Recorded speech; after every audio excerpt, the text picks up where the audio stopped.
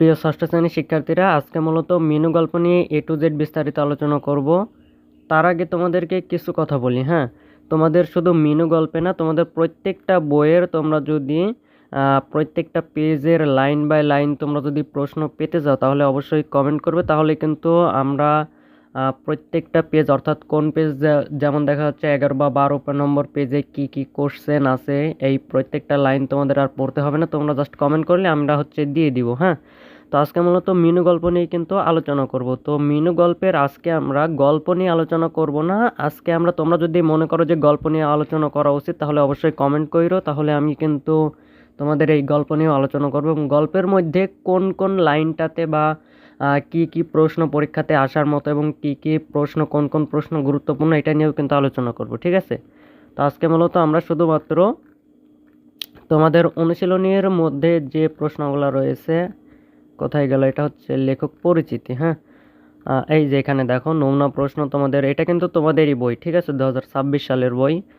তো প্রথমেই রয়েছে বহু নির্বাচন। আমরা বহু নির্বাচন এবং সৃজনশীল নিয়ে কিন্তু আলোচনা করব। ঠিক আছে, তো বহু নির্বাচনের প্রথমে রয়েছে দেখো মিনুর সইকে। তোমরা এইভাবে দেখালে বুঝতে পারবে না, এজন্যই আমি কিন্তু তোমাদের জন্য একদমই গাইড নিয়ে চলে আসছে। ঠিক আছে, 2026 সালের। তো দেখতে পাচ্ছ মিনু সইকে, আবার এখানে কি অ্যাড দেয়। তো উত্তর হবে ঘ নম্বর শুকতারা। ঠিক আছে, এরপরে যদি আমরা 2 নম্বরে যাই তাহলে দেখতে পারবো যে মিনুর বাবা অনেক দূরে বিদেশে আছে, এটা দ্বারা বিদেশ বলতে কোনটি বোঝানো হয়েছে, এটা হচ্ছে পরপার। হ্যাঁ, এরপরে 3 নম্বরে তোমাদের রয়েছে হচ্ছে একটু উদ্দীপক রয়েছে, এটা তোমরা পড়ে নিও। আমি ভিডিওটা বেশি বড় করবো না, যেহেতু তোমরা এখন ছোট আছো, তোমাদের অতটা ধৈর্য নাই, এটা আমরা জানি, বড়দেরই ধৈর্য নাই, সেহেতু তোমাদের তো আরও থাকবে না। হ্যাঁ, তো 3 নম্বরে দেখতে পারতেছো, 3 নম্বরের উত্তর হবে হচ্ছে প্রিয়জনের প্রতি মমতাবোধ। এরপরে 4 নম্বরে তোমরা যদি প্রশ্নটা দেখতে পারো তাহলে উত্তর হবে 2 ও 3। তো 4টা তোমাদের রয়েছে, আমি যদি এখানে দেখিয়ে দিই তোমাদের 1 নম্বর, এই যে 2 নম্বর। ঠিক আছে, এই যে এটা হবে পরপার। 3 নম্বরে এইটা দেওয়া আছে এবং 3 নম্বরে উত্তর হবে এই যে প্রিয়জনের প্রতি মমতাবোধ, এইটা। এবং 4 নম্বরে তোমাদের হবে হচ্ছে 2 ও 3। ঠিক আছে, এই যে 4 নম্বর কোথায় গেল, এই যে 2 ও 3। হ্যাঁ, এরপরে দেখতে পারতেছে একটি সৃজনশীল রয়েছে। হ্যাঁ, একটি সৃজনশীল রয়েছে। তো সৃজনশীলের মধ্যে যে উদ্দীপকটা দেওয়া আছে তোমরা একটু পড়ে নিও, আমি হচ্ছে তোমাদের জাস্ট উত্তরটা দেখাই দিই। তোমরা চাইলে ভিডিওটা স্টপ করে একটা স্ক্রিনশট মারতে পারো, অথবা হচ্ছে ভিডিওটা স্টপ করে তোমরা হচ্ছে লিখে নিতে পারো। যারা মূলত পড়াশোনা করে তারা একটু কষ্ট করে, অথবা ভিডিওটা স্টপ করে করে তোমরা হচ্ছে পড়ে নিও। হ্যাঁ, দেখো মিনু কার বাড়িতে থাকতো, উত্তর হবে, আরে এটাই তো উত্তর। এই যে এখানে তোমাদের আগে প্রশ্নটা দেখাই দিই, যে দেখো ক নম্বরে দেওয়া আছে মিনু কার বাড়িতে থাকতো। তো মিনু কার বাড়িতে থাকতো, দেখো মিনু এক দূর সম্পর্কের পিসির বাড়িতে থাকতো। ঠিক আছে, পিসিমার বাড়িতে থাকতো। তো গ নম্বরে দেখো ষষ্ঠ ইন্দ্রিয় বলতে কি বোঝানো হয়েছে, এটা, এই যে আমি প্রশ্নটা দেখিয়ে দিচ্ছি, এই যে ষষ্ঠ ইন্দ্রিয় বলতে কি বোঝানো হয়েছে।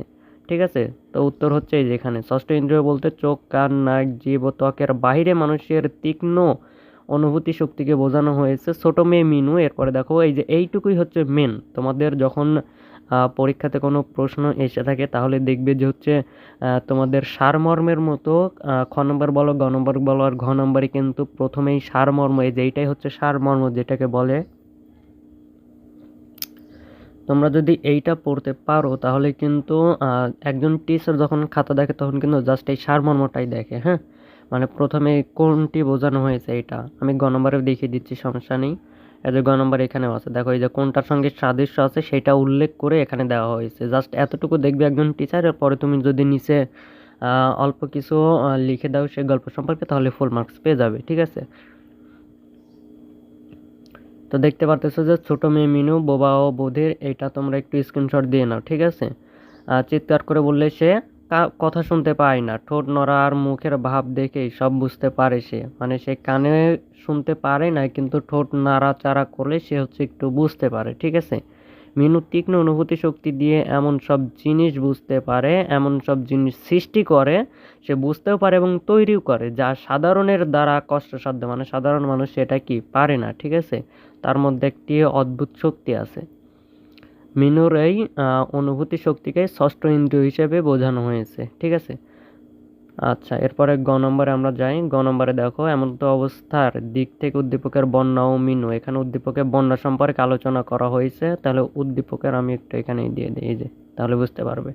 তাহলে উদ্দীপকে বর্ণ সম্পর্কে আলোচনা করা হয়েছে, আর মিনুর মধ্যে যে বই সাদৃশ্য লক্ষ্য করা যায় তা হচ্ছে ব্যাখ্যা করো। দেখো, এই যে ব্যাখ্যা করতে বলছে গ নম্বরে। দেখো, অবস্থানের দিক থেকে উদ্দীপকের বর্ণ মিনুর মধ্যে বই সাদৃশ্য লক্ষ্য করা যায়, যায় কি যায় না সেটা হচ্ছে তোমরা যদি গল্প পড়ে থাকো তাহলে জানতে পারবে। তাহলে সেটা লক্ষ্য করা যায় বিধায় কিন্তু এখানে উল্লেখ করে দিছে যে যায়। এবার কেন যায় সেটাই হচ্ছে এই যে এখানে তোমাদের উত্তর। এইটাই হচ্ছে তোমাদের কি গ নম্বরের যে উত্তরটা, এটা হচ্ছে কিছু লিখে দিলেই কিন্তু ফুল মার্কস পেয়ে যাবে। ঠিক আছে, তাহলে তোমরা এটা স্ক্রিনশট দিয়ে নাও। আমি আবারও বলতেছি, তোমাদের যে কোনো সাবজেক্টের যে কোনো পেজের সমাধান, দেখা যাচ্ছে 12 বা 13 নম্বর পেজের তোমরা সমাধান পেতে চাচ্ছ, তাহলে কমেন্ট করো, তাহলে আমি দিয়ে দিব। ঠিক আছে, অন্য কোনো সাবজেক্টের ক্ষেত্রে সেটা বলতেছি।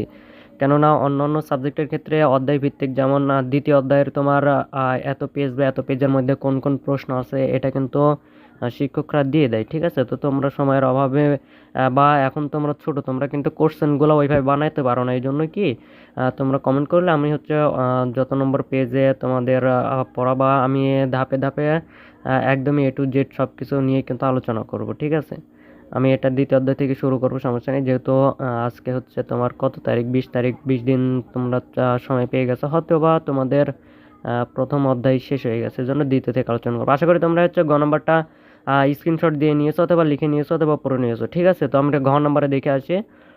ঘ নম্বর এখানে বন্যায় শিক্ষা ছিল প্রাতিষ্ঠানিক এইটা, আর প্রকৃতিতে মিনুর পাঠশালা কথাটি দ্বারা বিশ্লেষণ করো। আমরা যদি উত্তরটা দেখি তাহলে এই যে এটা এখান থেকে দেখো, এখান থেকে তোমাদের এই যে এখানের পরে তোমার এখানে চলে আসছে। ঠিক আছে, এই যে দুইটা এখানে হচ্ছে তোমার শিক্ষা নিয়ে আলোচনা করা হয়েছে একটু।